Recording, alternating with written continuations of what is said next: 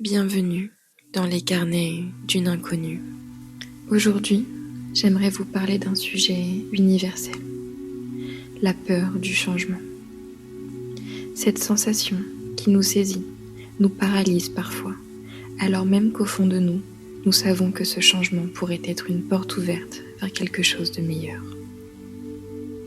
Pourquoi avons-nous si peur de l'inconnu ? Qu'est-ce qui nous retient vraiment ?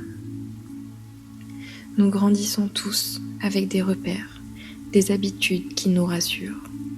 Le changement vient bousculer cette sécurité apparente.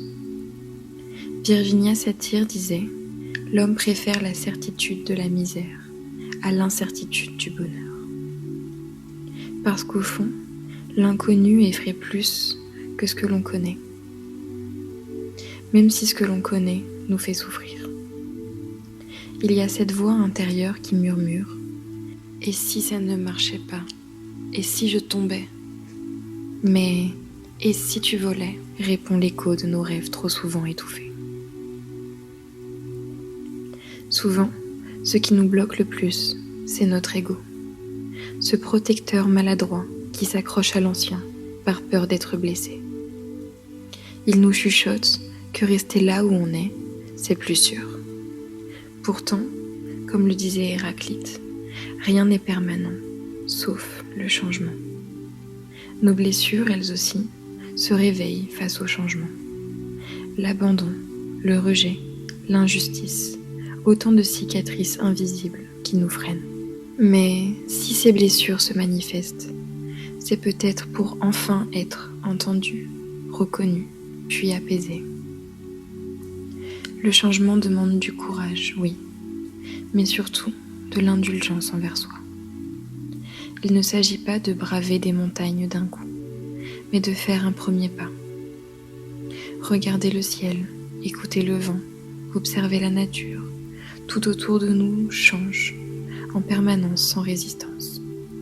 L'arbre perd ses feuilles sans peur, le fleuve suit son cours sans crainte de l'inconnu.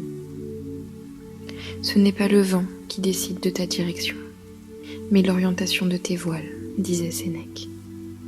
Alors, et si nous ajustions nos voiles au lieu de maudire le vent du changement ? Vous qui écoutez ces mots, peut-être êtes-vous à l'aube d'une décision, face à ce carrefour où le cœur tire d'un côté et la peur de l'autre.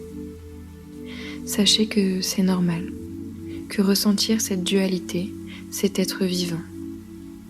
Mais n'oubliez jamais que derrière la peur, il y a souvent la vie qui vous attend, vibrante et surprenante. Le premier pas est le plus difficile. Après, c'est la vie qui vous porte. Si ces mots résonnent en vous, prenez une profonde inspiration. Fermez les yeux et imaginez ce que serait votre vie si la peur n'était plus aux commandes. Peut-être que, quelque part en vous, une voix plus douce que celle de la peur vous murmure déjà. Et si tu osais ? À très bientôt dans les carnets d'une inconnue.